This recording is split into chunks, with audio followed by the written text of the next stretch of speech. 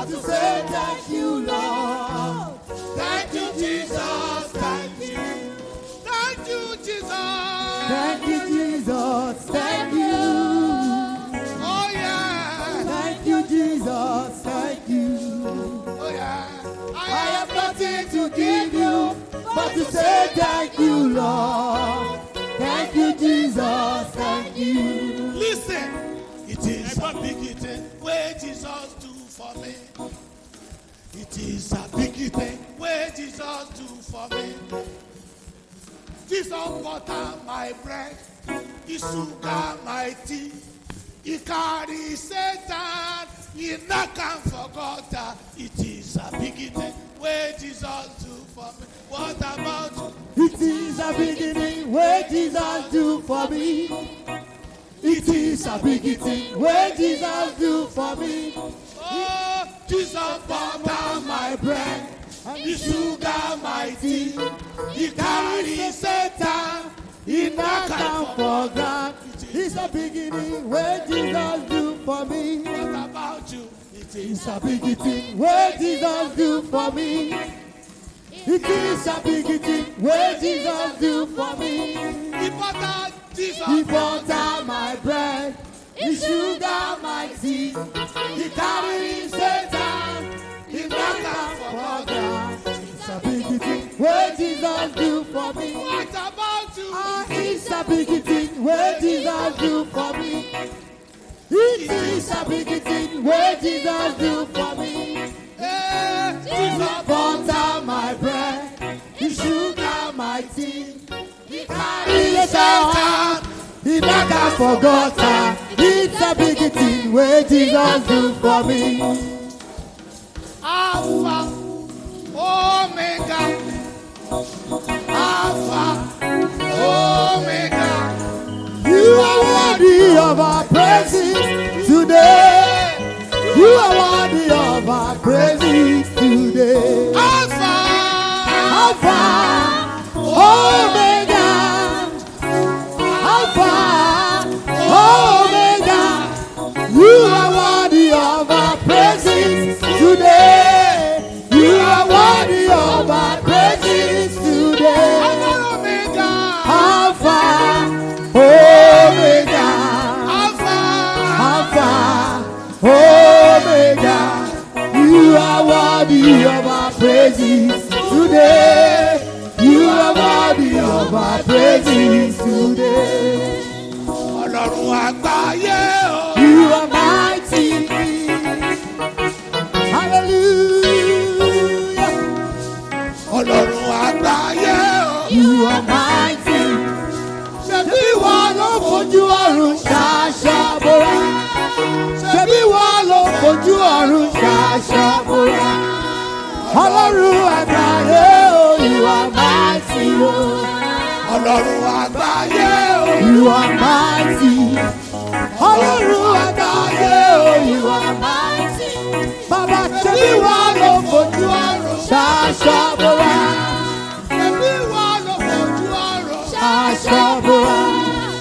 Ọlọ́run àgbáyé o. You are mighty. You are mighty. You are mighty. You are mighty. You are mighty. You are mighty. You are mighty. You are mighty. You are mighty. You are mighty. You are mighty. You are mighty. You are mighty. You are mighty. You are mighty. Let somebody shout hallelujah. Hallelujah.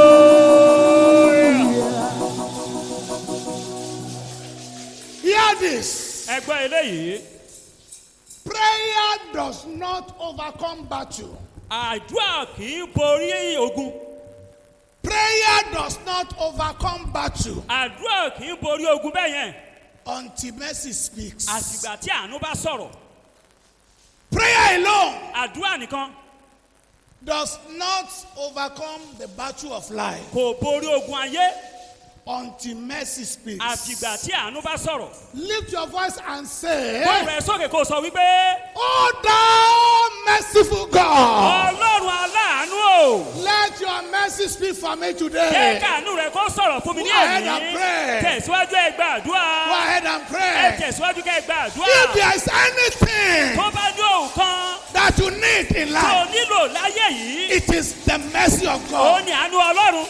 It is the mercy of Ó God. jẹ́ àánú Ọlọ́run. Not by power, Kì í ṣe nípasẹ̀ agbára. not by Kì might, í ṣe nípasẹ̀ ipá. but by my spirit says the Lord Ṣùgbọ́n of nípa hosts. ẹ̀mí mi lolúwa Ọlọ́run àwọn ọmọ ogun wí.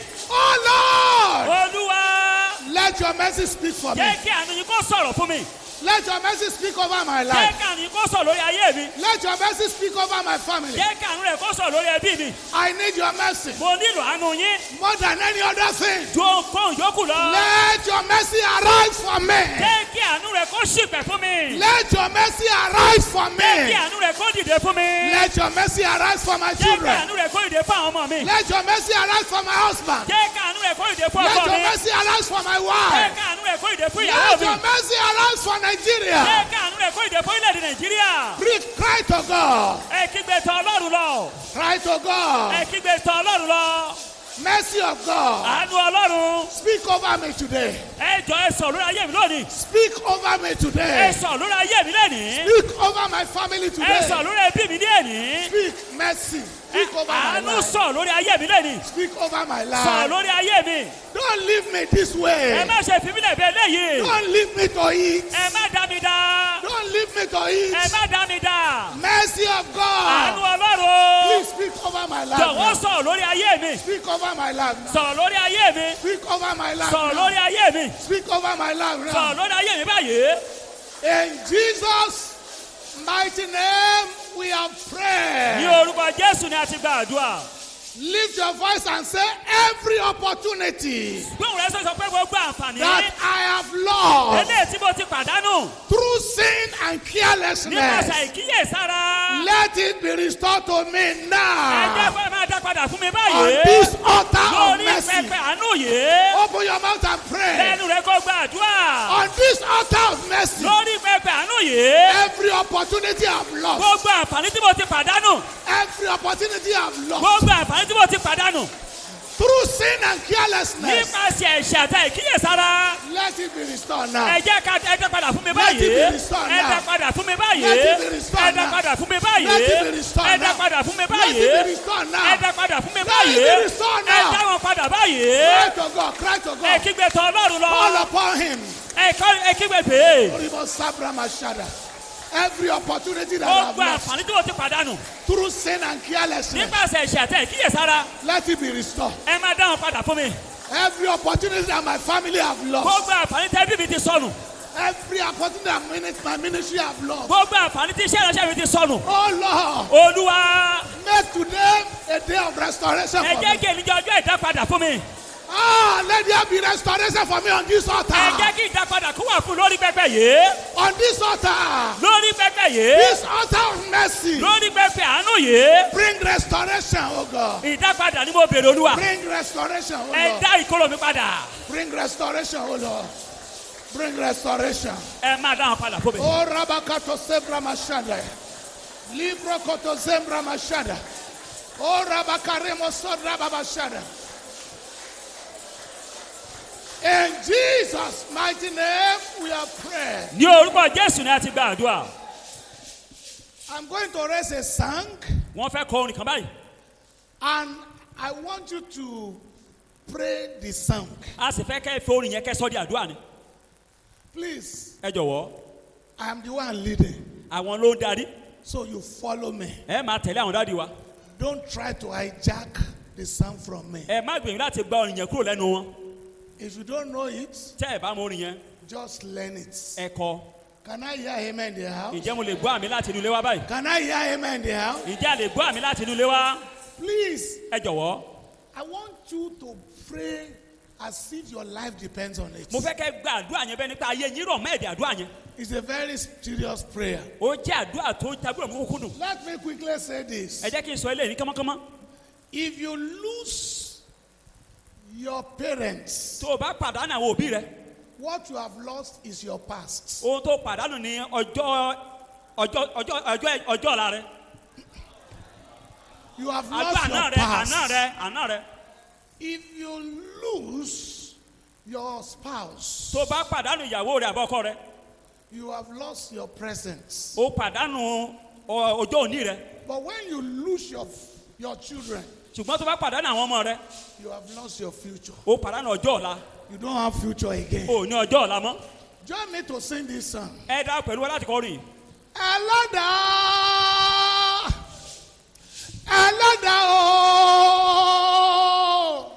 má fi kú ọmọ dán mi wò, ìgbàgbọ́ mi ò gbé. Ẹlẹ́dàá, ó yẹ kọrin. Ẹlẹ́dàá o,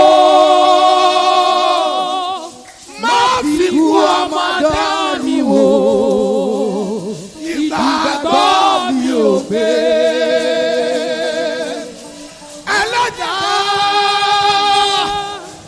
Ẹlẹ́dàá o, má fi kú ọmọ dán mi wò, ìgbàgbọ́ mi ò gbé. Ẹlẹ́dàá o, ẹlẹ́dàá, ẹlẹ́dàá o, má fi kú ọmọ dán mi wò, ìgbàgbọ́ mi ò gbé. Má fi kú ọmọ dán mi wò, sọ́ọ̀tì gbàdúrà, ìgbàgbọ́ mi ò gbé. Màmá ẹ̀ gbàdúrà. Mama, Má fi kú ọmọ dán mi wò. don't take me with the loss of my children. Ìgbàgbọ́ mi ò gbé. My faith cannot carry it. Ẹlẹ́dàá, My creator. ẹlẹ́dàá o, My creator. má fi kú ọmọ dán mi wò. Don't take me with the loss of my children. Ìgbàgbọ́ mi ò gbé. My faith cannot carry it, oh God. Ẹlẹ́dàá, ẹlẹ́dàá o, má fi kú ọmọ dán mi wò. Ìgbàgbọ́ mi ò gbé. I believe you are praying. I believe you Mo are ní praying. ìgbàgbọ́ pé ń gbàdúrà. I believe you are praying that prayer. Mo ní ìgbàgbọ́ pé ń gbàdúrà yẹn. Olúwa má fi kú ọmọ dán mi wò. Papa, don't take me with the loss of my children. Ẹ má fi kú ọmọ dán mi wò. Don't take me with the loss of my children. Ìgbàgbọ́ mi ò lè My gbé. faith cannot carry it. Pray. Gbàdúrà. Oh ya ya ya ya ya ya ya ya ya. Masakata yaba. Marakada da da bobo seye. Rabo koto sebra baba baba. Oribas kama bayane. Ora baba baba baba. Eterere. Ura baba baba shakata ya. Uri baba sadada. Uri basaraba. Haria kadaya. Ora baba baba baba. Oriba serebo. Masabro kotosa. Uri basabro bosha. Ora baba. Oriba sad. Oriba baba baba. Mikada bos. Oriba kandaya. Uriba basari ya masara. Ora baba baba. Oriba sare. Ora baba baba. Legedebo. Araboske. Masabra baba. Oriba sabraba.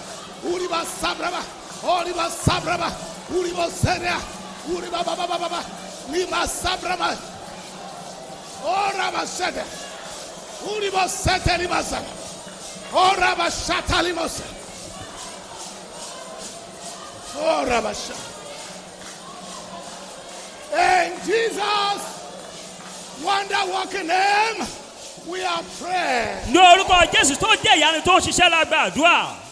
Lift your voice and say, Father, Gbóhùn rẹ sókè sọ pé bàbá. I decree in the name of Jesus, Mo pàṣẹ ní orúkọ Jésù.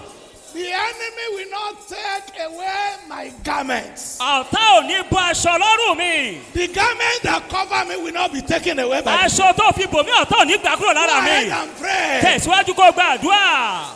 Ọ̀tá ò ní yà sọ́mọ́ mi lára. The enemy will not tear clothes on my body. Ah! Ọ̀tá ò ní gbà sọ iyì mi. The enemy will not take away the garment of my honor. Ọ̀tá ò ní gbà sọ ògo lára mi. The enemy will not take away the garment of my glory. Ah! Ọ̀tá ò ní gbọ́ lórí aṣọ mi. Ọ̀tá enemy will not get angry and tear my clothes. Oh, ya. Oh, Rabba Sabra Mashara. Oh, Rabba Shetele Mozana. Oh, Rabba Shekete Yeba. Lekete Zebra Mashe. Uriba Sabra Mashene. Uriba Sabra Mabosha. Masobra Kete Yede. Uriba Sadarea. Oh, Rabba Uriba Sabra Babash. Uriba sabra mashada. Uriba sara mashada. Marako ribos kateya. Thank you, Father. In Jesus' mighty name, we are praying. Ní orúkọ Jésù ni a ti gba àdúrà. Say, oh Lord. Sọ pé Olúwa. On the strength of your mercy that is at work now. Nípasẹ̀ ipá àánú yín tó ṣiṣẹ́ lọ́wọ́lọ́wọ́ báyìí. Let me be remembered. Ẹ rántí mi. In the place of help and favor. Ní ibi ìrànlọ́wọ́ àti ojú rere. Within the next 24 Láàrin hours. wákàtí Open your mẹ́rìnlélógún. mouth and pray. Lẹ́nu rẹ kó gba àdúrà. Let me be Ẹ remembered. jẹ́ ká rántí mi. In the place of favor and Ní ibi help. ojú rere àti ìrànlọ́wọ́. In the place of help and favor. Ní ibi ìrànlọ́wọ́ àti ojú rere. In the next 24 hours. Láàrin wákàtí mẹ́rìnlélógún. On the strength of your mercy. Nípasẹ̀ okun àti àánú yín. That is on this altar. Tó ṣiṣẹ́ lórí pẹpẹ yìí. Oh Lord. Olúwa. Masekete ye bromo shakataya. O raba sekete ye bromo shanda. Marakata ye bromo shida. Melekete ye bromo shanda. Ikakakakaka. Masatarabaya. Let me be remembered. Let me be remembered. On the strength of your mercy. Let me be remembered. Let me be remembered. Let me remember for favor. Let me be remembered for help. Let me be remembered for promotion. In the name of Jesus. On the strength of your mercy that is in this place. Oh, Rababasha. Uriba Kareba. Ikanada Wasa. Iba Sanda Raba. Oh, Rabashanda. Ura Kayada. Oh, Rababasanda. Ikadayada. Oh, Rabashanda. Libra Kotozebe. Oh, Rabashekateye. Libra Moseteribos. Oh, Rabashandalia. Uribo Seteribos. Uribo Seteribos. Oh, Ribo Sadarabashan. Oh, Rabashetelebos. In Jesus' mighty name, we are praying. Ní orúkọ Jésù ni a ti gba àdúrà. Lift your voice and say, Heavenly Father. Gbóhùn rẹ sókè sókè bàbá mi ti bẹ ní ọ̀run. Wherever they are gathered. Ibikíbi yòówù tó bá ti kóra wọn jọ. To delay the journey of my destiny. Láti fa ìrìn àjò àyànyán mi sẹ́yìn. Holy Ghost fire. Iná ẹ̀mí mímọ́. Scatter them. Ẹ máa tú wọn ká. Scatter them. Ẹ máa tú wọn ká. Scatter them. Ẹ máa tú wọn ká. Scatter them. Ẹ máa tú wọn ká. Are you praying? Ìjẹ́ ìgbà àdúrà bèé. Clap your hand and pray. Tẹ́wọ́ rẹ kó gba àdúrà. Clap your hand and pray. Tẹ́wọ́ rẹ kó gba àdúrà. Oh, Rabababababababa Shandara. Rabababababababa Shanda. Rabababababababa Shanda. Ikarabababababa. Itererererere. Uri Baba Sandalama. Uri Baba Sadara. Uri Baba. Uri Baba Sabrababa. Uri Bekete. Uri Baba. Uri Baba Sadara. Uri Baba Setele. Uri Baba Setele. Uri Baba. Oh, Rababa Shara. Uri Baba Sandala Baba. Lesekete. Uri Baba Seriba. Uri Baba Sakataya. Uri Baba Sadara. Oh, Uri Baba Sadara. Yidarebo Sede. Uri Baba Sabrabash. Limbrabo Shetere. Thank you. Oh, Ramashada. Oh, Ramasada. In Jesus' mighty name, we are praying. Ní orúkọ Jésù ni a ti gba àdúrà. Deuteronomy chapter 2, verse 14. Deuteronomy orí kẹrìnlá ẹsẹ̀ kẹrìnlá. I'm not saying you should sit down, no. Àní kẹ́ jókòó. We are still praying. A ṣì ń gba àdúrà. Let me tell you, Ẹ jẹ́ kí n sọ fún yín. if you are too quiet, Tẹ́ ẹ bá dákẹ́ jù, you may die quietly. ẹ kú ní ìdákẹ́jẹ́. A closed mouth Ẹnu tí a ti tì pa, is a closed ó destiny. jẹ́ àyànmọ́ tá a ti tì. It is better you take your destiny in your hand now Ìbá dáa kó mú àyànmọ́ rẹ sọ́wọ́ rẹ báyìí. before it is too late. Kó tó pẹ́ jù fún ọ. Because for some people, Tí o pé fún àwọn kan, it's already late. ó ti pẹ́ jù fún wọn. That's how they are going to die. Bí wọ́n ṣe máa kú nìyẹn. I decree over your Mo life, wá sọ sínú ayé yín. you will not die like this. Ẹ ní kú bí eléyìí. Your life will get better. Ayé rẹ yóò máa dára sí i. Your destiny will get better. Àyànmọ́ rẹ yóò máa dára sí Your i. marriage will get better. Ìgbéyàwó rẹ yóò máa dára sí In i. the name of Jesus. Ní orúkọ Jésù. Deuteronomy chapter 2, verse 14. Deuteronomy orí kejì ẹsẹ̀ kẹrìnlá. And the space in which we came from Kadesh Barnea until we were come over the brook Zereth was 38 years. How many years? How many years? Until all the generation of the men of war were wasted out from among the hosts, as the Lord swore unto them. I pray for you. You will not be wasted in the wilderness. I decree by the power of the Holy Ghost, the journey that took other 38 years, you will accomplish in 6 months. In the name of Jesus. Say after me. The journey that took others so many years to accomplish. I receive mercy to go through it without struggle. Go ahead and pray. The journey that took others many years to accomplish. I receive mercy to go through it without struggle. The journey that took my brother several years. The journey that took my sister several years. By mercy, I go through it without struggle. Open your mouth and pray. I don't like the way some of you are praying. Take this matter serious. Your life depends on it. Oh, Rabba Shekete ye promotion. Oh, Rabba Shekete ye promotion.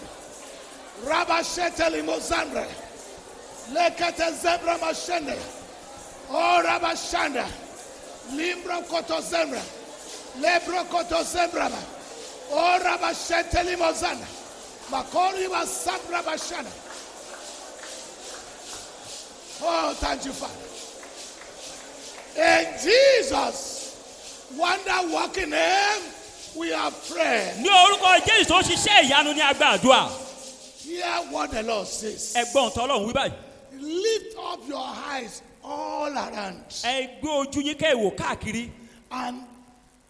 And see. They all gather together. They come to you. They come to you with favor. They come to you with blessings. They come with you with goodness. They come to you with gifts. Your sons shall come from afar. And your daughter shall be nursed at your side. Then you shall see and become radiant. And your house shall swell with joy. Because the abundance of the sea shall be turned to you. The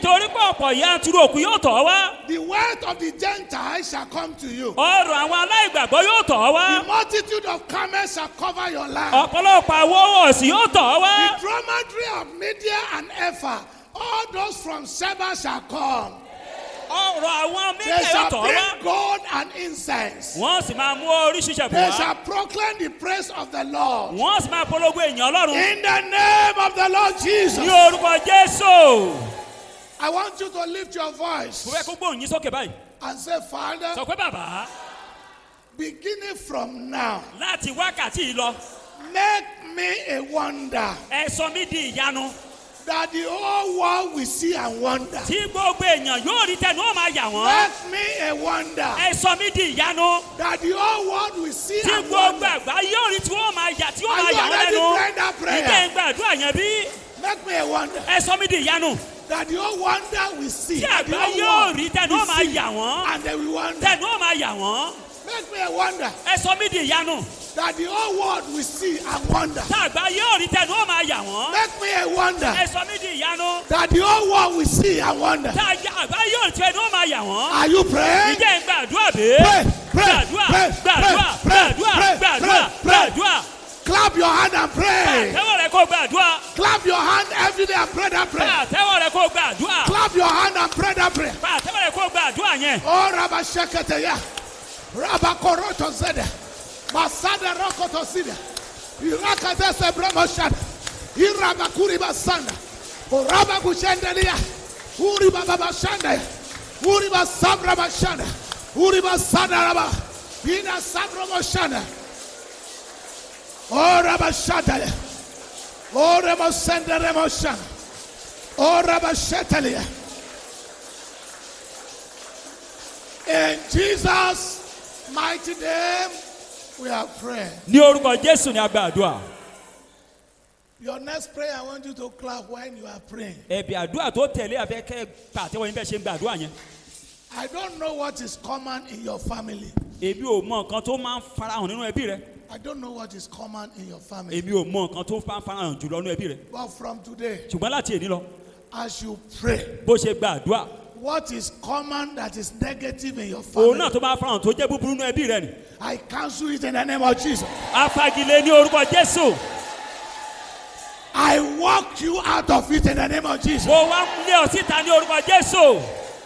your voice and say, every evil pattern that is common in my father's house, that is manifesting in my life, I walk out of it now. Walk out. Walk out. Walk out of it. I walk out of it now.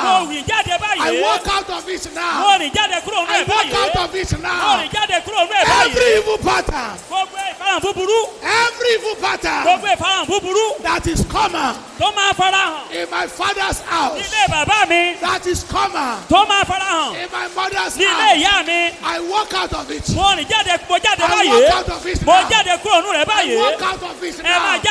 I walk out of it now. I walk out of it now. I walk out of it now. I walk out of it now. I walk out of it now. I walk out of it now. I walk out of it now. I walk out of it now. I walk out of it now. I walk out of it now. I walk out of it now. I walk out of it now. I walk out of it now. Oh, Rababa Shada. Walk out of it. Walk out of it. Walk out of it. Walk out of it. Rababa Shata. Yakataja Yabraba Shada. Lekataja Braba Shata. Rababa Shatalia. Yada da da da da da da. Masa Braba Shada. Oh, Rababa Shada. Da da da da da da da. I walk out of it. I walk out of it. Everything that is common, that is familiar in my family, negatively, I walk out of it. I walk out of it. I walk out of it. I walk out of it. Thank you, Father. In Jesus' mighty name, we are praying. Finally, for this session, lift your voice and say, Father, what I've not been able to accomplish with my own strength, what I've not been able to accomplish with my own power, what I've not been able to accomplish with my own connection, before the next 24 hours, let your mercy do it for me. Go ahead and pray that prayer. Mercy, do it for me. Do it for me. Do it for me. Mercy, do it for me. Do it for me. Do it for me. Are you praying? What are you doing? Pray. Pray. So that you not pray. Pray. So that you not become a prayer. Open your mouth.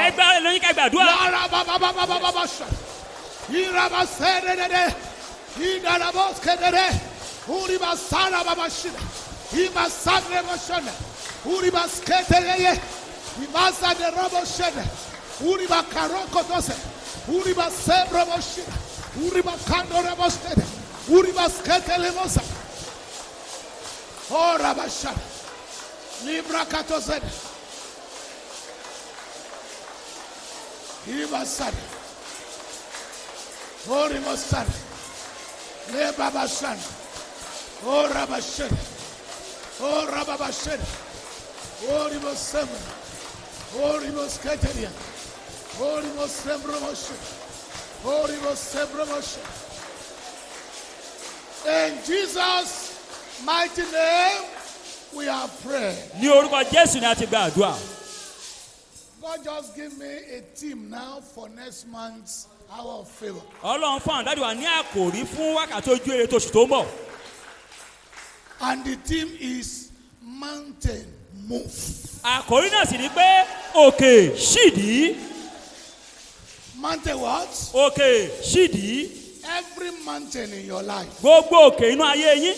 Every mountain in your marriage. Gbogbo òkè nínú ìgbéyàwó yín. Every mountain in your family. Gbogbo òkè nínú ẹbí yín. I command them to move now. Mo pa àṣẹ kí wọ́n ṣídìí báyìí. The Lord said there is someone here. Ọlọ́run sọ pé nìkan bẹ́ẹ̀ ń bí. Oh, Ramakato Sombra Mashikaya. That one of your children Ìpè ìkan náà àwọn ọmọ rẹ that carry the glory of the family tó gbé ògùn ẹbí rẹ. has been afflicted with the spirit of insanity. A ti ń pọn lójú pẹ̀lú ẹ̀mí. A ti ń pọn lójú pẹ̀lú ẹ̀mí. Spirit of madness. Ẹ̀mí ìwèrè. The Lord said I should tell you. Ọlọ́run ní kí n sọ fún ọ. Because you are here this morning. Torí pé wọ́n á bí ní òwúrọ̀ yìí. Those who did that to that your child. Pé àwọn tó ṣe tó yọ ọmọ ẹ̀ ní wèrè náà. Their wickedness have returned back to them. Pé búburú wọn ti padà sórí wọn. And what they want your child to become. Pé òun náà tó fẹ́ kọ́ ọmọ rẹ kó dì. 3 of their children will inherit it. Pé àwọn mẹ́ta ọmọ rẹ̀ wọ́n ó tún jogún rẹ̀. Thank you, Father. Ẹ ṣé bàbá. Iva sabra mashataliha. Ekenwa zabamu kari masandaria diha. Iliki no mamu sihinu kumangi ramasudiha. Iturima ganina kumyani hasudara mashindo liaba. Iturima kana alinu kumi karuno shindaya. Izuni hani hama zundro kotozi dala magandiha. Sobiri na kubihana. Ilaguri masando rono kotozidia. Robosa tali na yanda. Thank you, Father. Likabusa. Sharume sotolia. Sharumo sotolia. Rama sabra nekoto. Shira masadia. Shida rumu suntulia. Oh, Ramashana. The Lord is opening people's eyes now. Ọlọ́run ṣí àwọn èèyàn lójú báyìí. The Lord is opening people's eyes now. Ọlọ́run ṣí àwọn èèyàn lójú báyìí. Yes, yes, yes, yes. Begin to see the invisible. Ẹ bẹ̀rẹ̀ sí máa rí ohun tí àwọn ojú lásán ò lè rí. Begin to see the supernatural. Ẹ bẹ̀rẹ̀ sí máa rí eléyìí tó tẹ́rọ jùlọ. Yes. Yes, the Lord is opening people's eyes now. Ọlọ́run ṣí àwọn èèyàn lójú. Yes. Yes. Yes. The heart of somebody is burning now. Ojú ẹnìkan pọ́n. The heart of somebody is burning now. Ọkàn ẹnìkan gbọgbẹ́ báyìí. Ye Brahma, burning with fire. Ó ń jó pẹ̀lú iná. Oh, Rimasatari Mosanda. Jiri Basabra Mashada. Yes. Holy Ghost. Holy Ghost. Move. Move. Move. Holy Ghost. Move now. Now. Holy Ghost. Yes. Yes. Yes. Yes. Yes. Yes. Yes. Shavra Mashata. Rabakatusha. Lebra Mashanda. I release the fire of the Holy Ghost. Mo sọ iná ìmọ́sọ̀kalẹ̀ Everybody báyìí. raise your hand. Gbogbo Close wa your ẹ̀jẹ̀ ká náà wá eyes. sókè ká di ojú wa báyìí. Repakatusa pramaya. Yes, yes, yes, yes, yes. Holy Ghost. Move in the midst of your people now. Yes. Yes. Yes. Yes. Yes. Yes. Yes.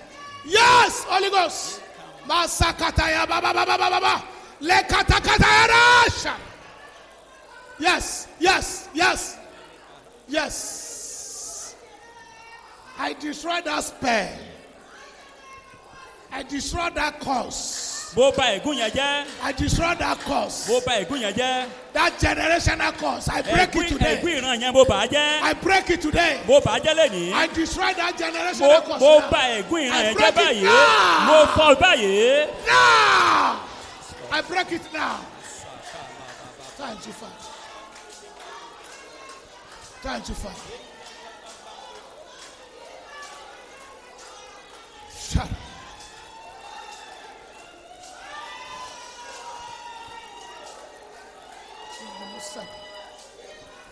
Your promotion. Your promotion, promotion. Your promotion, promotion. Your promotion, promotion. Ori Baba Shada. Ori Baba Shada. Ori Baba Sabra Mashana. Ori Baba Sabra Mashana. Ori Baba Skambra Mashana. Ori Baba Skambra Mashana. Ori Baba Skambra Mashana. Ori Baba Skambra Makaya. Ori Baba Sabra Mashana. Ori Baba Sabra. Ori Baba Skambra Mashana. Ori Baba Skambra Mashana. In Jesus' mighty name, we have prayed. Ní orúkọ Jésù ni a ti gba àdúrà. The Lord said to me, Ọlọ́run sọ fáwọn dáàdi wa. This is not what I prepared for. Ohun tí mo pèsè ohun tí mo fẹ́ ṣe tẹ́lẹ̀ kọ́ lélẹ̀. The Lord has taken over. Pé òun ti gba aṣẹ́ ṣe. The Lord said to me Ọlọ́run sọ fáwọn dáàdi wa. that He has healed 24 people in our Pé òun midst. ti wo èèyàn mẹ́rìnlélógún sàn láàrin wa. Thank you, Jesus. Ẹ ṣé bàbá. Thank you, Holy Ghost. Ẹ ṣé ẹ̀mí mímọ́. Thank you, Holy Ghost. Ẹ ṣé ẹ̀mí mímọ́. Oh, Rabakata Sambarado Shida. Oh, Rabashakata Yaba. The Lord said, what you cannot do before, Ọlọ́run sọ pé ohun tó lè ṣe tẹ́lẹ̀. begin to do it now. Ẹ bẹ̀rẹ̀ sí máa ṣe báyìí. Now, those of you that have pain in your body, begin to check now. Gbogbo ẹ̀yin tó yẹ pé ẹ ní ìnira lára yín tẹ́lẹ̀ bẹ̀rẹ̀ sí máa yẹ̀ wò báyìí. Begin to check. Begin to Ẹ bẹ̀rẹ̀ check. sí máa yẹ̀ wò báyìí. Begin to check. Ẹ bẹ̀rẹ̀ sí máa yẹ̀ wò báyìí. God have done it. Ọlọ́run ti ṣe. Mercy have done it. Àánú ti ṣe. Mercy have done it. Àánú ti ṣe. Mercy. I want you to say thank you, Jesus. Mo fẹ́ kẹ́ sọ pé ẹ ṣé Jésù. Say it again, thank you, Ẹ Jesus. sọ lẹ́ẹ̀kan sí ẹ ṣé Jésù. Say it again, thank you, Jesus. Ẹ ṣé lẹ́ẹ̀kan sí ẹ sọ pé ẹ ṣé Jésù. Lord Jesus, thank you. Olúwa Jésù Kristi a dúpẹ́ lọ́wọ́ yín. Thank you. Ẹ ṣé. Thank you. Ẹ ṣé. Thank you. Ẹ ṣé. Thank you. Ẹ ṣé. Thank you. Ẹ ṣé. Thank you. Ẹ ṣé. For all you have done, we say thank you. Ohun gbogbo tí ẹ ti ṣe a sọ pé ẹ ṣé. What you are doing right now, we say thank you. Eléyìí tẹ́ ẹ ṣe lọ́wọ́lọ́wọ́ a sọ pé ẹ ṣé. What you will yet do, we say thank you. Fún eléyìí tẹ́ ẹ tí ì ṣe a sọ pé ẹ ṣé. Thank you for this hour of favor. A dúpẹ́ fún wákàtí ojú rere yìí. Thank you for the power of mercy. A dúpẹ́ fún agbára àánú. Thank you for your hands of favor that is laid upon A us. dúpẹ́ fún ọwọ́ ojú rere yìí tó wà lórí wa. Please accept our thanks in Jesus' name. Ẹ dákun ẹ gbọ́ pé wà ní orúkọ Jésù. We want to hear you now. A fẹ́ gbọ́ yín báyìí. Please speak to Ẹ us. jọ̀wọ́ ẹ bá wa sọ̀rọ̀.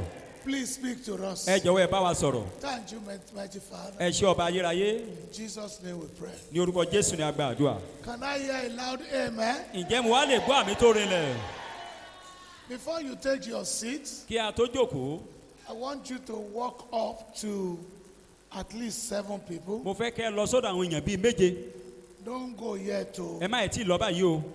It's an instruction. Ìtọ́ni ni. Walk up to 7 people Ẹ lọ sọ́dọ̀ èèyàn bíi méje. and tell them, Ẹ wá sọ fún wọn. after today, hour of favor, Lẹ́yìn wákàtí ojú rere ti èní. what you have never experienced before Ìrírí tó ò tí ì rí tẹ́lẹ̀ rí.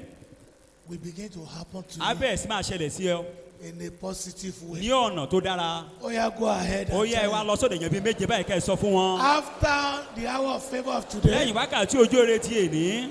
what you have never experienced before Ìrírí tó ò tí ì rí tẹ́lẹ̀ in a positive way ní ọ̀nà tó dára. will begin to happen to you. Á bẹ̀rẹ̀ sí máa ṣẹlẹ̀ sí ọ. You begin to see it manifest. Ó bẹ̀rẹ̀ sí yóò máa fara hàn.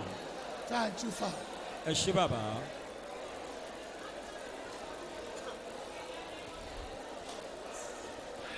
7 people only. Èèyàn méje péré. Return back to your seat. Padà síbi ìjókòó yín. Return back to your seat. Return back to your seat. Sit down. Hallelujah. Tẹ́ bá ti sọ fún èèyàn méje padà síbi ìjókòó yín. How many of you are blessed already? mélòó ló máa tó ti dálábùkún fún. If you are blessed already, shout hallelujah. ó mọ̀ pé ó ti dálábùkún fún kí hallelujah. Shout hallelujah. ẹ kí hallelujah. Mercy will do it, part 3. àánú yóò ṣe apá kẹta. Mercy will do it, part 3. àánú yóò ṣe apá kẹta. And I will be speaking to us on abiding mercy. a sì máa bá a sọ lórí àánú tó ń bá ni gbé. Abiding mercy. àánú tó ń bá yàn gbé. Psalm 103 verse 8. orin dáfídì orí mẹ́taléní ọgọ́rùn-ún ẹsẹ̀ kẹjọ. Psalm 103 verse 8. orin dáfídì ọgọ́rùn-ún ó lé mẹ́ta ẹsẹ̀ kẹjọ. The Lord is merciful and gracious. olúwa ní àánú àti olóore. I don't have time. The Lord is merciful and gracious, slow to anger, and abounding in mercy. The Bible says that bíbélì wípé the Almighty God, ọlọ́run olódùmarè, the God of heaven and earth, ọlọ́run ọ̀run ayé, abound in mercy. ó kún fún àánú. Abound with mercy. ó kún fún àánú. He's so merciful ó jẹ́ aláàánú jù. that the undeserved, tó yẹ pé gbogbo nǹkan tó gbín ẹni tí ò yẹ, ẹni tí ò yẹ, the undeserved ẹni tí ò yẹ, are made qualified ó jẹ́ kó yẹ by the power of his mercy. nípasẹ̀ agbára àánú. I pray for you mo gbàdúrà fún yín in the name that is above every name. ní orúkọ tó ní gbogbo orúkọ lọ. Among your father's children, láàárín àwọn bàbá rẹ, among your mother's children, láàárín àwọn ọmọ ìyá rẹ, you will be singled out to be favored. a ó fà ọ́ jáde láti ṣe ọ́ lójú rere. What is abiding mercy? kí ni àánú tó kún? What is abiding kí mercy? ni àánú tó kún yìí? Abiding mercy can be referred to as sure mercy. àánú tó kún yà lè pè ní àánú tó dájú. Mercy that lasts. àánú tó ń bá àyàn tálẹ̀. Mercy that endures. àánú tó fara pẹ́ èèyàn dálẹ̀. The Bible talks about the sure mercy of David. bíbélì sọ nípasẹ̀ àánú tó dájú ti dáfídì. Isaiah chapter 55 verse 3. ìwé ẹ̀sáyà orí karùn-ún lé ní àádọ́ta ẹsẹ̀ kẹta. Isaiah chapter 55 verse 3. ẹ̀sáyà orí karùn-ún lé ní àádọ́ta ẹsẹ̀ kẹta. Incline your ear and come unto me. ẹ tẹ́ etí yín sílẹ̀ kẹ́ wá sọ̀dọ̀ mi. Hear, and your soul shall live. ní ibẹ̀ ni ọkàn rẹ yóò wúyè. Hear, and your soul shall live. gbọ́ ọkàn rẹ yóò sì yè. And I will make an everlasting covenant with you. èmi ò sì dá májẹ̀mú ayérayé pẹ̀lú rẹ. Even the sure mercies of David. èlé tí àánú dáfídì tó dájú. I pray for 7 people in the house this mo afternoon. gbàdúrà fún èèyàn méje nílé ní òwúrọ̀ yìí. In the name of Jesus, the Son of the living God, ní orúkọ jésù kristi ọmọ ọlọ́run alàyè. you will no longer have ordinary mercy. o ní máa rí ojú àánú lásán. The sure mercy of God àánú ọlọ́run tó dájú. will undertake for your destiny. yóò wá gbà fún àyàn yóò gbà fún àyànmọ́ In the rẹ. name of Jesus. ní orúkọ jésù. Ezra chapter 9 and verse 9. ìwé ẹ́sírà orí kẹsẹ̀ ẹsẹ̀ kẹsàn-án. Ezra chapter 9 and verse 9. ẹ́sírà orí kẹsẹ̀ ẹsẹ̀ kẹsàn-án. For we were bondmen, nítorí pé ajẹ́ làbá iṣẹ́ papọ̀. but for we were bondmen, yet we are in bondage. a ti wà nínú That's ìgbèkùn. we were bondmen were. a bú wa sínú ìgbèkùn. Yet our God has not forsaken us in our bondage, síbẹ̀ ọlọ́run wa kò wá sílẹ̀ nínú ìgbèkùn wa. but has extended mercy unto us in the sight of the king of ó wá Persia, ti nawọ́ àánú rẹ̀ sí wa níwájú àwọn ọba. to give us a reviving, to set up the house of our God, láti sọ wá jí àti láti gbé wá sí ilé ọlọ́run wa. and to repair the desolation thereof, àti pé láti tú gbogbo ìdáhoro wa ṣe. and to give us a wall in Judah àti and láti fún wa ní Jerusalem. odi ní ilẹ̀ judea. By the power of God's mercy, nípasẹ̀ agbára ọlọ́run àánú. every wall of your destiny, gbogbo di àyànmọ́ yín. every wall of your marriage, gbogbo di ìgbéyàwó yín. the wall of your business, ó di okòwò yín. the wall of your future ó di ọjọ́ iwájú yín. that is already broken, eléyìí tó yẹ pé a ti wó lulẹ̀. God by his mercy will raise it back. Ọlọ́run nípasẹ̀ àánú rẹ̀ yóò gbé dìde padà. In the name of Jesus. Ní orúkọ Jésù. It does not matter what you have done wrong. Kò ní fi ṣe ohun tó ti ṣe lọ́nà tí ò tọ́. That the devil is capitalizing on. Eléyìí tí èṣù wá ń dìmú. By the sure mercy of God. Nípasẹ̀ àánú Ọlọ́run tó dájú. You will obtain forgiveness in the name of Jesus. Ó rí ìdáríjì gbà ní orúkọ Jésù. Ephesians chapter 2 verse 4 to 5. Éfésù orí kejì ẹsẹ̀ kẹrin sí ìkarùn-ún. Ephesians chapter 2 verse 4 to 5. Éfésù orí kejì ẹsẹ̀ kẹrin sí ìkarùn-ún. But God, Ṣùgbọ́n Ọlọ́run who is rich in mercy, tó ní ọ̀rọ̀ ní àánú. for his great love wherewith he loved us. Fún ìfẹ́ ńlá rẹ̀ lè tó fi nífẹ̀ẹ́ wa. Even when we were dead in sins. Nígbà tí a kú sínú ẹ̀ṣẹ̀. Has quickened us together with Christ. Ó wá ti sọ wá jíde tún papọ̀ pẹ̀lú Kristi. By grace ye are saved. Nípasẹ̀ orí ọ̀fẹ́ ni a fi dẹ́ ní ìgbàlà. Listen to me. Ẹ gbọ́ mi.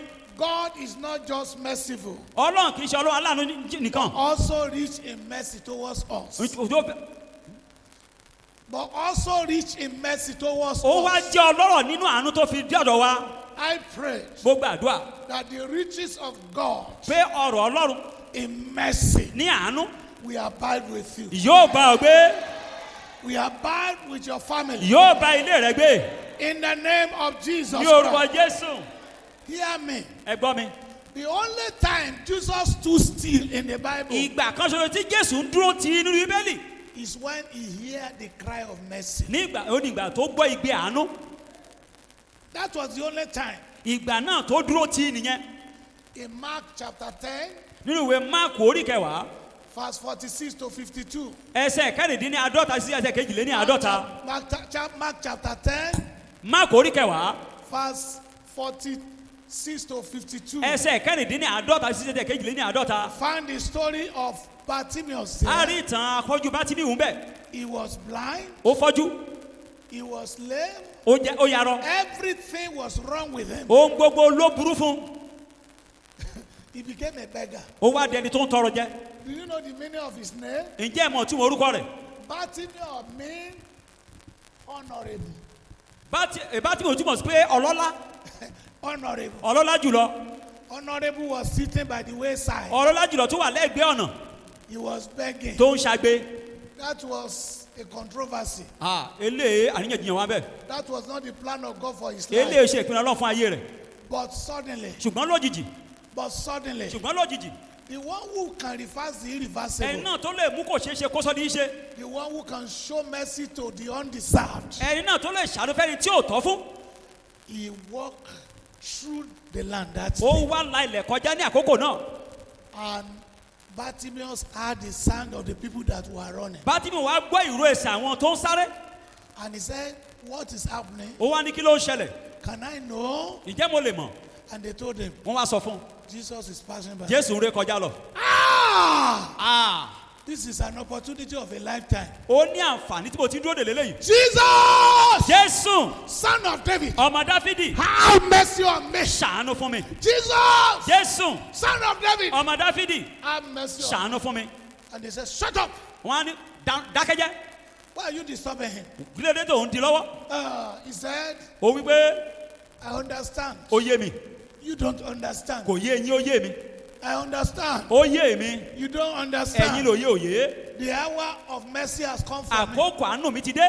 I must obtain mercy Mo ní today. láti rí àánú gbà lẹ́nu. He will not pass Kò ní ré kọjá lọ. without attending to me. Láti kó bá dọ́sẹ̀ ọ̀rọ̀ ayé mi. And Jesus stood still. Jésù wá dúró Today, lẹ́ni. as you cry the cry of mercy, Bó ṣe ń kígbe àánú. Jesus will stand still for you. Jésù ó dúró fún ọ ní òní. In the name of Jesus Ní Christ. orúkọ Jésù. It was also the cry of mercy Ó jẹ́ igbe àánú yìí kan náà. that made Jesus to touch that leper. Ló jẹ́ kí Jésù lọ sọ́dọ̀ adẹ́tẹ̀ ni. In the Jew, they don't touch leper. Àwọn ará jí wọn kì í fọwọ́ pa àwọn adẹ́tẹ̀. It is an abomination. Ó jẹ́ èèwọ̀ fún wọn. It will defile them. Yóò sọ wọn dà láìmọ́. But mercy spoke Ṣùgbọ́n àánú sọ̀rọ̀ over the life of that leper. lórí adẹ́tẹ̀ yẹn.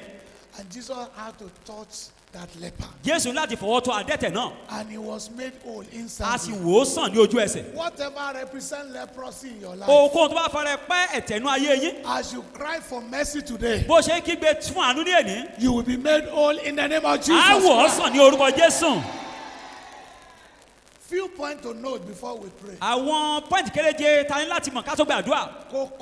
Kókó. Few points to note before we Àwọn pray. kókó kéréje ta ní láti mọ̀ ká tó gbàdúrà. Number one, Àkọ́kọ́, no one can survive a moment on earth. kò sẹ́ni tó lè la wákàtí kọjá ní ayé yìí. No one can survive a moment on earth Kò sẹ́ni tó lè la wákàtí àyà kọjá ní ayé yìí without the mercy of God. láì sí àánú Ọlọ́run. No one, Kò sẹ́ni náà. no matter how big, Kò ní fi ṣe bó ṣe tóbi. no matter how powerful, Kò ní fi ṣe bó ṣe lágbára. no matter how connected, Kò ní fi ṣe bó ṣe mọ̀yàn. can survive a moment on earth Tó lè la wákàtí àyà kọjá láyé yìí láì sí àánú. without the mercy of God. Láì sí àánú Ọlọ́run. Lamentation chapter 3 verse 22. Ìwé ẹkún Jeremáyà orí kẹta ẹsẹ̀ kejìlélógún. It is of the Lord's mercy. Àánú Ọlọ́run. It is of the Lord's mercy. Tí Tí ìbá ṣe àánú Ọlọ́run. that we are not consumed. Láti dẹ́ ní ìparun. It is of the Lord's mercy Tí ìbá ṣe ti àánú Ọlọ́run. that we are not Òun consumed. láti dẹ́ ní ìparun. So no one can survive a moment on earth without the mercy of Kò God. sẹ́ni náà tó lè la wákàtí àyà kọjá láyé láì sí àánú Ọlọ́run. Number two, Ìkejì. the abiding mercy of God is the foundation of our redemption. Àánú Ọlọ́run tó dájú òun ní ìpìlẹ̀ ìràpadà wa.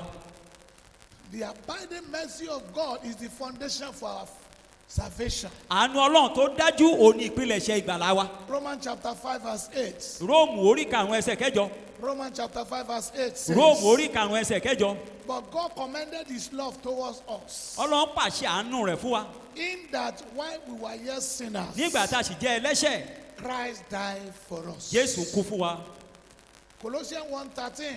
Kólósè orí kìíní ẹsẹ̀ kẹtàlá. Colossians 1:13. Kólósè orí kìíní ẹsẹ̀ kẹtàlá. He has delivered us from the power of darkness Ó ti gbà á là kúrò lọ́wọ́ agbára òkùnkùn. and translated us into the kingdom of his son Jesus Ó sì Christ. wá yí wa padà sínú ìjọba ọmọ rẹ̀ Kristi Jésù. Number 3, Ìkẹta, the divine password to accessing God's presence for timely help. àánú Ọlọ́run ló jẹ́ ká ní àǹfààní láti lọ sórí tí àánú fún ìrànlọ́wọ́ lákòókò. The divine password to accessing Okay. God's presence for timely help is Ó mercy. jẹ́ àṣírí pásọ̀ láti lọ sórí tí àánú. Mercy Àánú. is the password. Ó jẹ́ pásọ̀.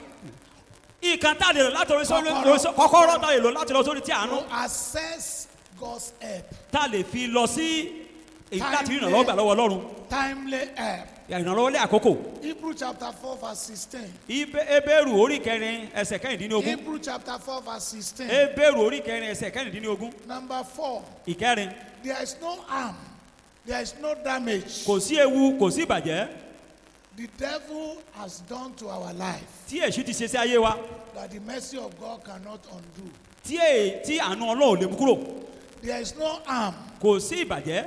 There is no damage Kò sí ewu. that devil has done to our life Tí èṣù ti ṣe sí ayé wa. that the mercy of God cannot Tí undo. àánú Ọlọ́run lè mú kúrò. Jeremiah chapter 31 verse 20. Jeremáyà orí kọkànléní ọgbọ̀n ẹsẹ̀ ogún. Jeremiah chapter 31 verse 20. Jeremáyà orí kọkànléní ọgbọ̀n ẹsẹ̀ ogún. Is Ephraim my dear son? Ǹjẹ́ Ephraim ọmọ Is mi he a ni? pleasant child? Ọmọ tó jẹ́ ojúlówó For ọmọ. since I spake against him, Àgbà tó ti sọ̀rọ̀ lòdì sí i. I do earnestly remember him Mo still. máa rántí rẹ̀ síbẹ̀síbẹ̀. Therefore my bowel are trouble for him. Fún èdè ọkàn mi kígbe I fún will àrùn. surely have mercy upon Èmi him. ó sì ṣàánú fún Says the Lord. lolúwa Ọlọ́run wí. Number 5, which is the last. Ìkáàánú ilé tó kẹ́yìn bẹ̀. Wherever and whenever God's mercy speaks, Ní ìgbàkúgbà tàbí bíbí tí àánú Ọlọ́run bá ti sọ̀rọ̀. judgment take the back seat. Àánú Ọlọ́run máa ìdájọ́ máa ń yípo ni.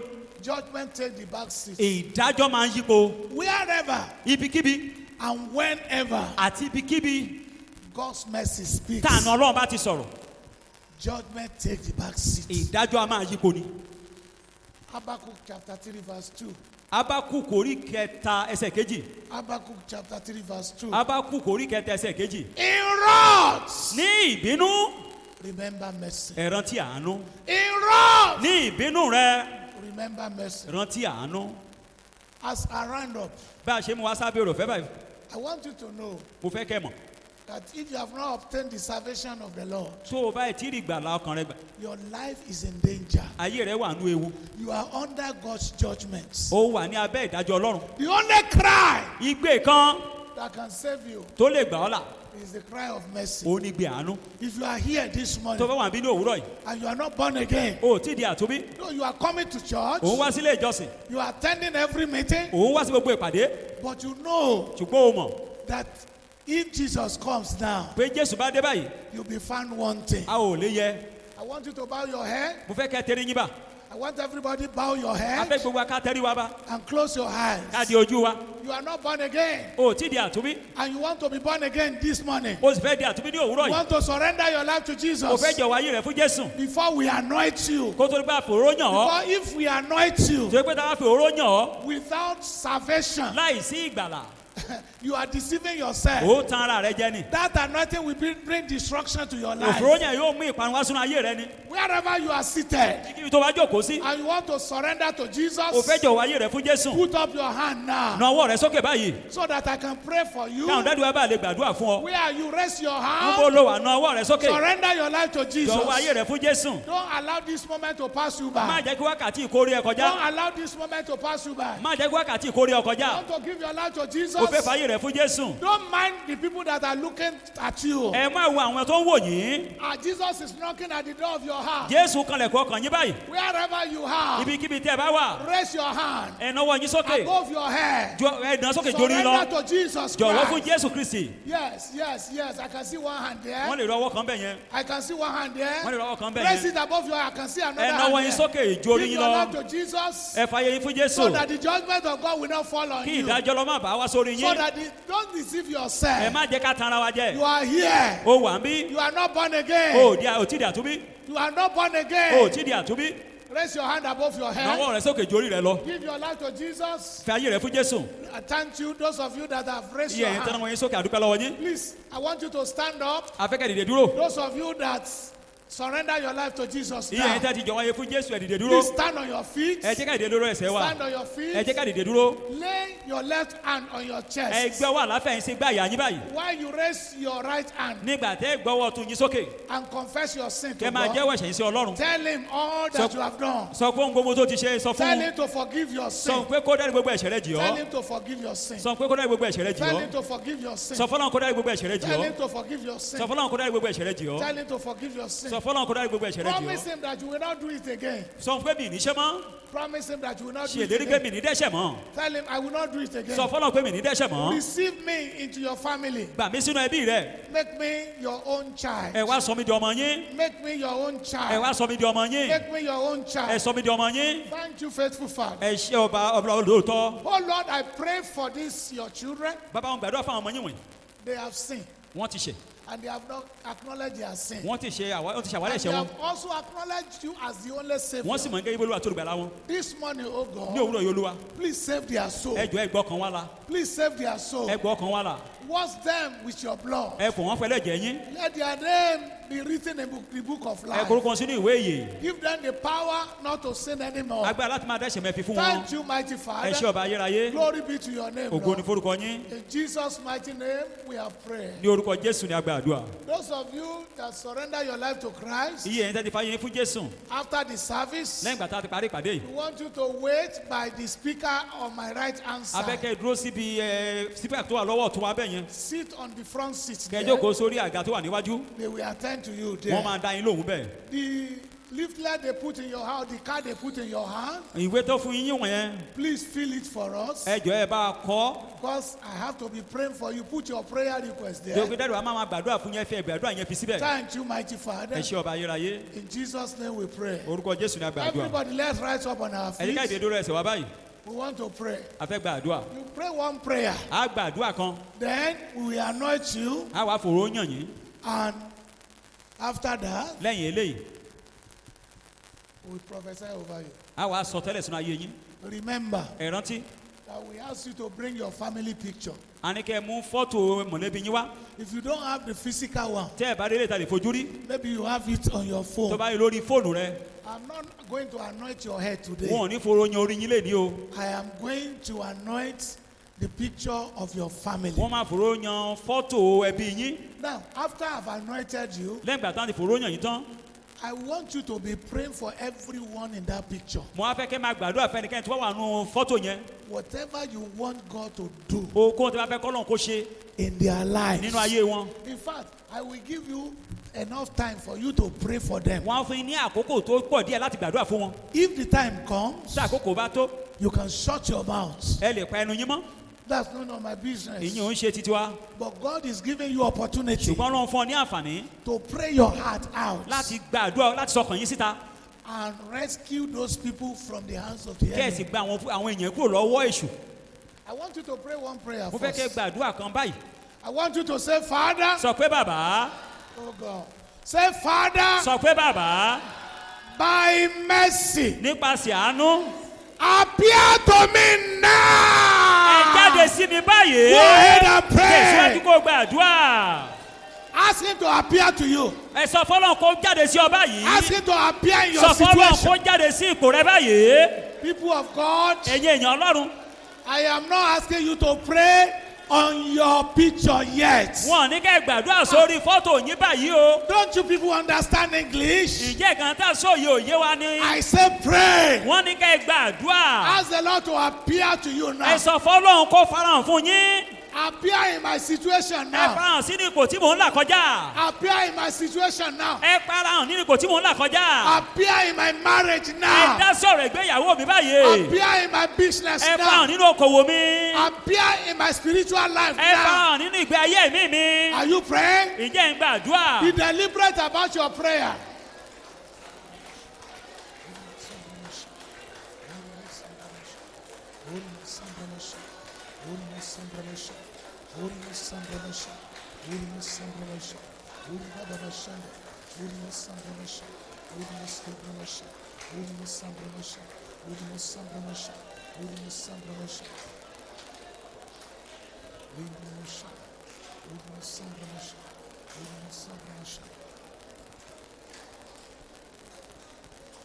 Thank you, Father. ẹ ṣé bàbá. In Jesus' mighty name, we are praying. ní orúkọ jésù ni a ti gbàdúrà. Can I hear a loud amen? ǹjẹ́ mo lè gbọ́ àmì tó rinlẹ̀. I will call my wife àwọn dáàdi wa máa pe mọ́mì wa. after I've anointed my own family. nígbà tí wọ́n ti fòrò yẹn bí titi wọn. I will call my wife. wọ́n á fi pe ìyàwó wọn. She will come and anoint your picture with me.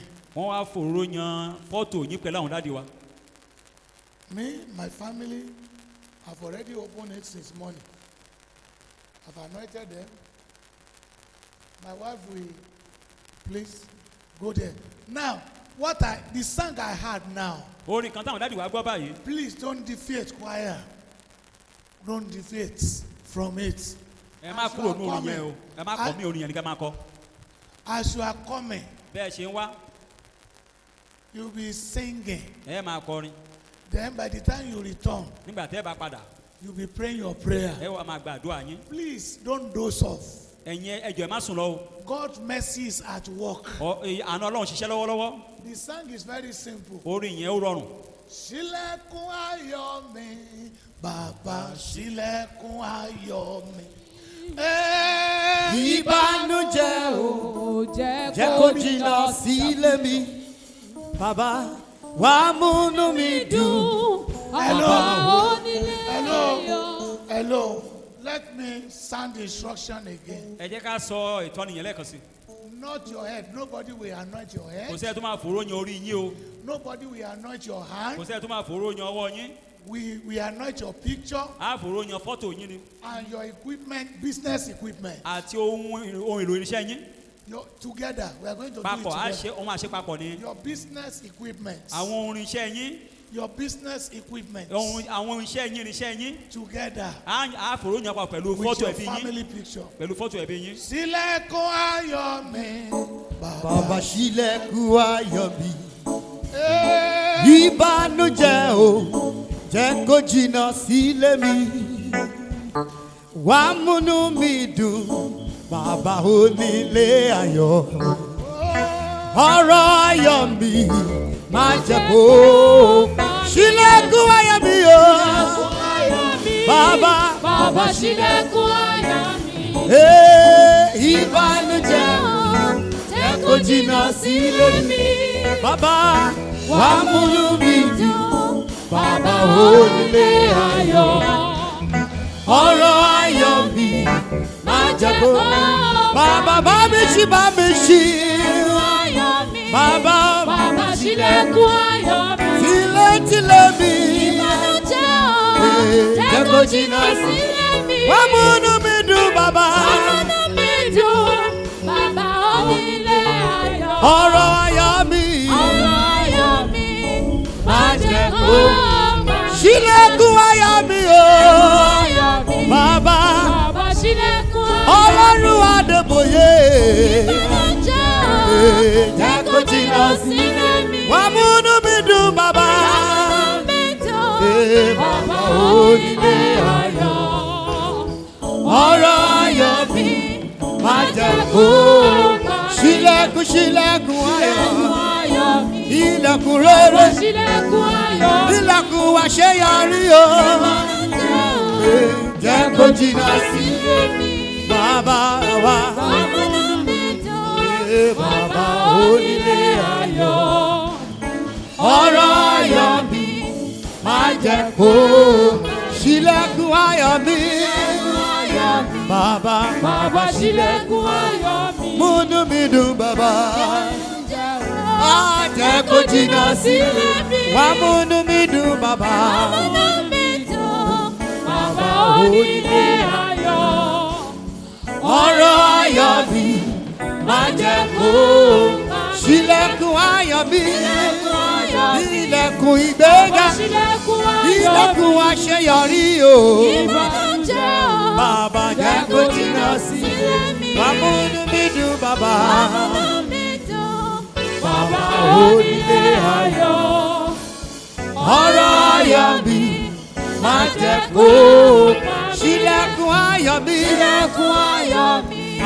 Bàbá ṣílẹ̀kùn ayọ̀ mi. Ìbànújẹ́ o. Jẹ́ kó jìnnà sílé mi. Wá múnú mi dùn, bàbá. Bàbá onílé ayọ̀.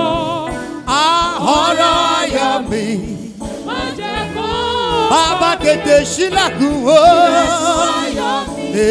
Bàbá ṣílẹ̀kùn ayọ̀ mi. Ìbànújẹ́ kó jìnnà. Jẹ́ kó jìnnà sílé mi. Ọ̀rọ̀ ayọ̀ mi o.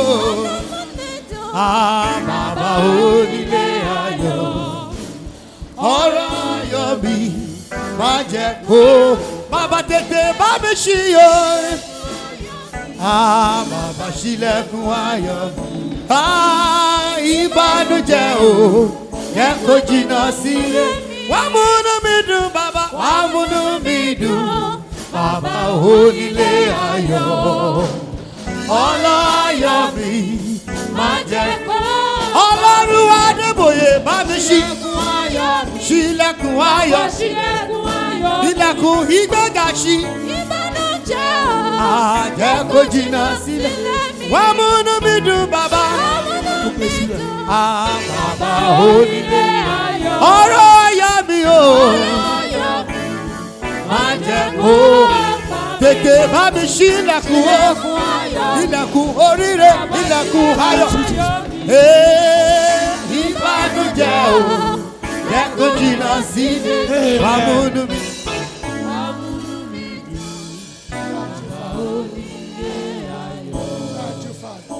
Please be on your feet. Ẹ jọ̀ọ́ ẹ jẹ́ ká dìde lórí ẹsẹ̀ wa.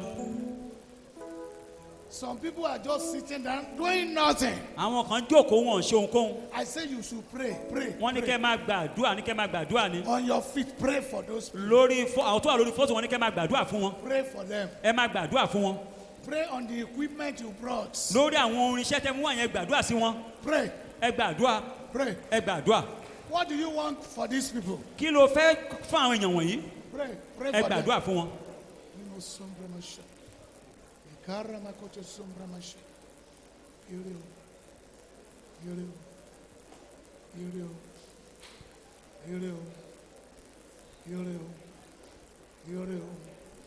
Rama kunto zembra mashi.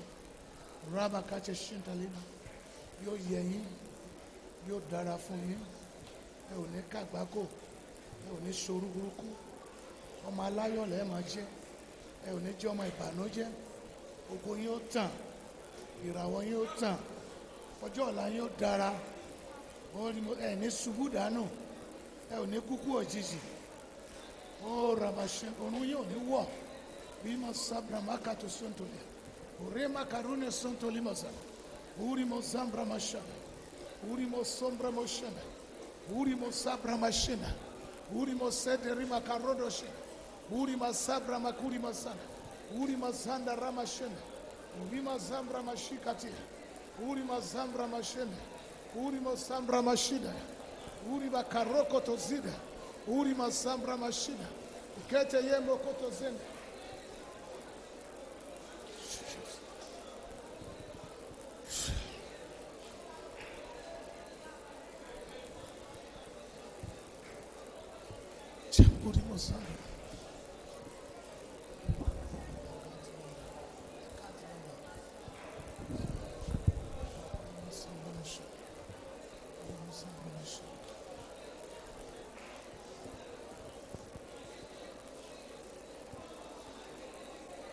In Jesus' most powerful name, we have prayed. Stretch your hand to this prayer request. Ask the Lord to turn them to testimony. Turn the Lord to turn them to testimony. Go ahead and pray. Go ahead and pray. And every request in this basket, that the Lord will turn them to testimony. Pray.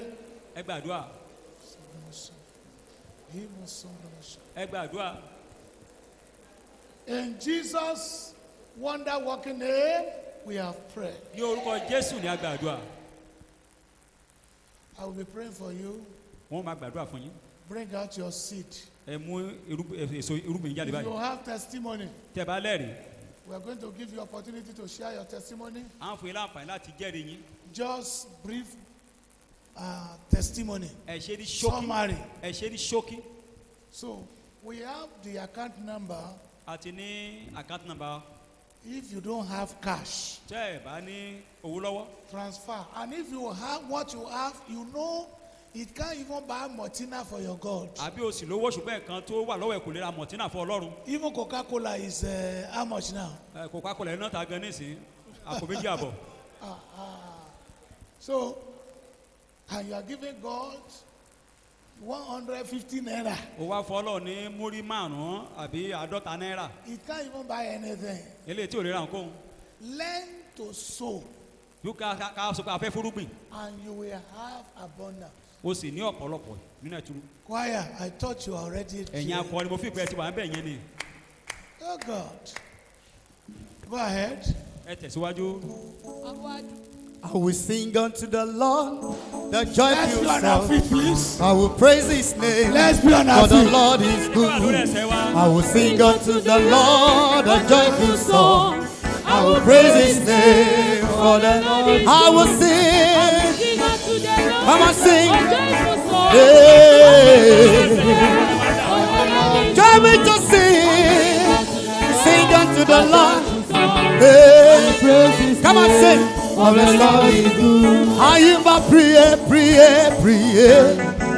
I am a prier. I am a prier. I am a prier. I am a. I will pray.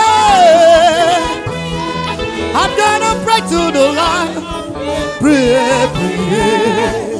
I am a prier. Come on, sing.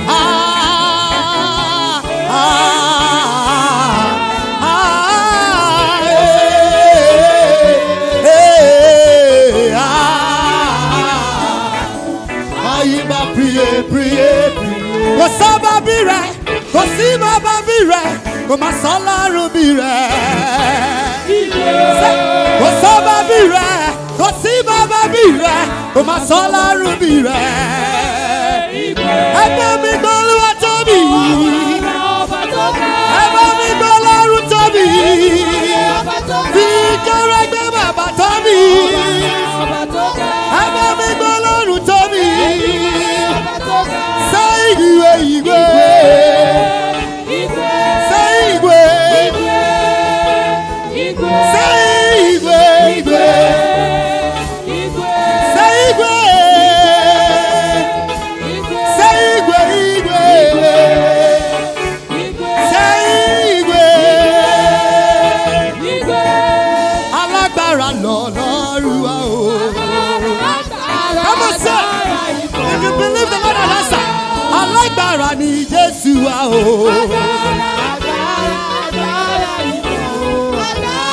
Agbára tó wọlé èṣù dànù o. Ṣé alágbára lọ́lọ́run wa o. Ṣé alágbára lọ́lọ́run wa o.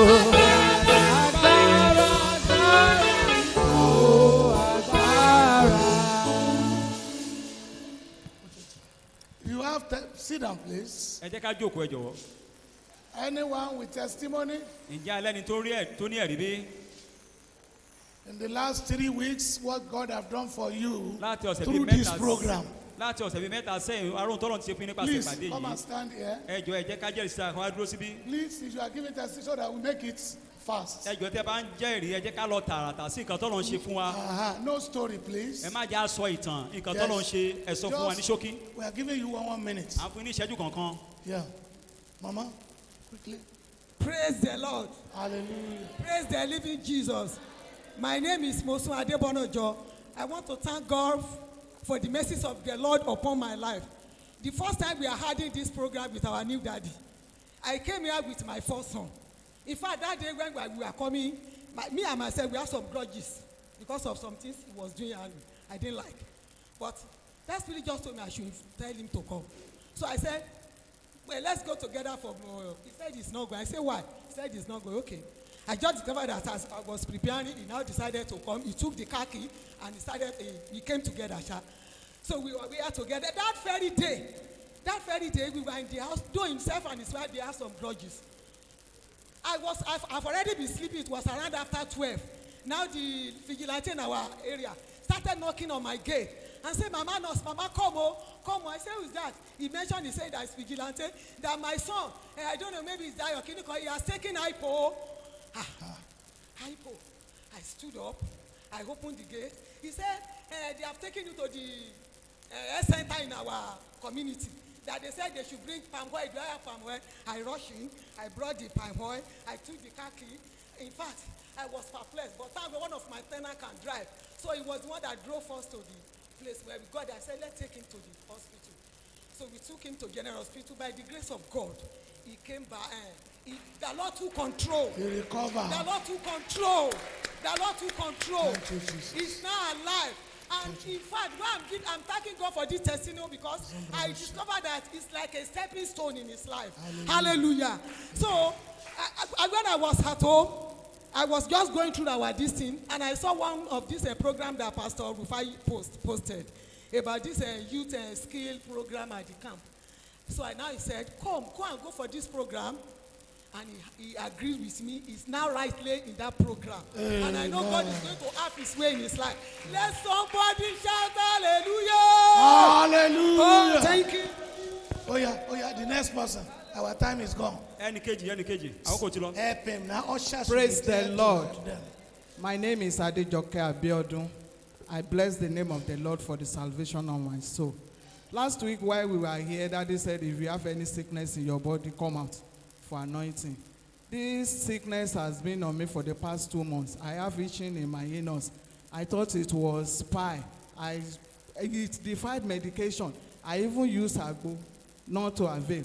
But that day I was anointed, and since that last Wednesday, I have been healed of this sickness in the name of Jesus. Hallelujah. To never come back again in Jesus' kò name. ní padà wá bọ́ ní orúkọ Jésù. Let somebody shout hallelujah. My name is Ini Oshoze, and last week was the first time that I came for this program. So it was our music director, Pastor Eleshi, that was posting it on the group that Daddy said he wants to see choir members, that they should come.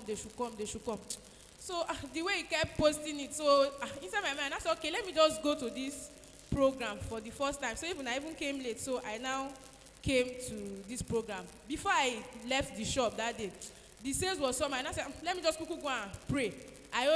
That day I just sold 3,000 plus. So when I came here, Daddy was saying that during the personal prayer request, he said we should ask God something that is difficult. So me, I now say, God, maybe they say there is nothing too difficult for you. So I now set an amount. I say, if truly that this is what I want to come and sell today when I get back home. And before I even left here, because when I closed, my spirit just said I should stay. So I sat down, later I came to pray. Before I left, I was receiving a lot of the sales they were selling. And that day, God exceeded the amount that I said. So that's why today I decided to bring my own tool again to come and collect the anointing. So I return all the glory to the Almighty God. Hallelujah. Amen. Let's be on our feet and celebrate Jesus for what he has done. Go ahead and thank him for everything he has done. Bless his name. Glorify him. Our God is good. Our God is awesome. Our God is powerful. We return all glory. We return all honor. We return all adoration. Blessed be your name. In Jesus' mighty name, we are praying. Before I prophesy, bring somebody next week Wednesday. Because this program, we keep producing testimonies. And your own will not be left out. By the grace of God, tomorrow we are starting our help weekend in the Redeemed Christian Church of God. In all our parishes tomorrow, next tomorrow, till Sunday, we are having the help weekend. Please make sure you attend. There are a lot of things to learn, and there are prayers to pray. And don't also forget that in all our parishes, every Sunday now, we close by 11:15 a.m. We have instructed all our pastors, come early to church, go early back home. Praise the Lord. Are you excited about that? Ask God for one hard thing now. One hard thing. One thing that is very hard. I don't want to share my testimony. You will envy me. God did one hard thing for me this morning. Our God can do anything. Karaboshida. Zegedekede. Rakumi kamuza branika busi. Shitama sambramasha. Onkawa. Tolorun kò lè ṣe. Is there anything God cannot do? Onkawa. Tolorun kò lè ṣe. Is there anything God cannot do? Onkawa. Tolorun kò lè ṣe. Ohun gbogbo ṣíṣe ni f'Olúwa. Everything is possible with God. Onkawa. Tolorun kò lè ṣe. Is there anything hard for God to do? Onkawa. Tolorun kò lè ṣe. Is there anything hard, difficult for God to do? Onkawa. Tolorun kò lè ṣe. Ohun gbogbo ṣíṣe ni f'Olúwa. Everything is possible with God. Thank you, Father. Begin to round up and stand up. Stretch your hand to the altar. And let your amen swallow up the amen of your neighbor. I want you to receive the miracle the prophecy with faith. a fẹ́ kẹ́ ẹ máa gba iṣẹ́ ìyanu àsọtẹ́lẹ̀ pẹ̀lú ìgbàgbọ́. In the name that is above every other name. ní orúkọ tó ju gbogbo orúkọ lọ. This week, ní ọ̀sẹ̀ yìí. glory will replace shame in your life. ògo yóò rọ́pò ìtìjú nínú ayé rẹ. In the place where the enemy defeated you before, níbi tí ọ̀tá ti lù ọ́ bolẹ̀ tẹ́lẹ̀ rí. you will emerge victorious. ó jáde pẹ̀lú ìṣẹ́gun.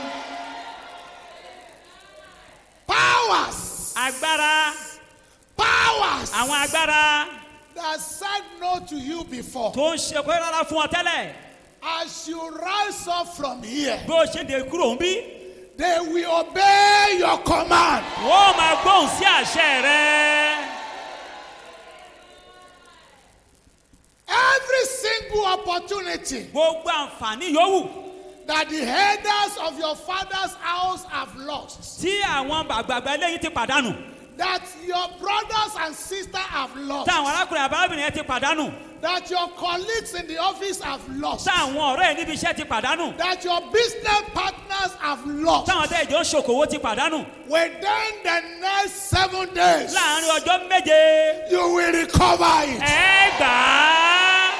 You will recover it. àní ẹ rí gbà. You will recover it. àní ẹ rí gbà padà. I decree over your mo life. pàṣẹ sínú ayé yín. I decree over your mo destiny. pàṣẹ sínú àyànmọ́ yín. Your eagle will fly again. ẹyẹ ìdílé yóò fò lẹ́ẹ̀kan sí i. Your eagle will fly again. ẹyẹ ìdílé yóò fò lẹ́ẹ̀kan sí i. Your eagle will fly again. ẹyẹ ìdílé yóò fò lẹ́ẹ̀kan sí i. Everywhere you turn. ibikíbi yòówù tó o bá lọ. Ikari kabu sabarina kutisa talaya. Imomia karebo soto libazanda. Everywhere you turn. ibikíbi tó o bá dojúkọ. The heaven will kiss the earth for you. ọ̀run yóò ṣí fún bẹ́ẹ̀. Everywhere you go. ibikíbi tó o bá lọ. For you and your family. fún ìrì àtẹ̀bí rẹ. There shall be sudden divine intervention. ìdáhùn sí àtòkè wa yóò máa wáyé. Thank you, mighty ẹ Father. ṣé ọba ayérayé. I want you to walk up to 7 people mo fẹ́ kẹ́ lọ sọ̀rọ̀ èèyàn bíi méje. and announce to them, kẹ́sì wá sọ polongo fún wọn. ha, at long last, ní ìparí my day of celebration has come. ọjọ́ àjọyọ̀ mi Go dé. ahead. lọ bẹ́ẹ̀ èèyàn méje. ní At ìparí long ọjọ́ last. àjọyọ̀ mi wá dé My báyìí. day of celebration has come. Ha! At long last. ọjọ́ My day of àjọyọ̀ mi sì celebration wá has dé. Ha! At long last. ọjọ́ àjọyọ̀ mi sì wá dé My day of báyìí. celebration has come. Ah! At long last. My day of celebration has come.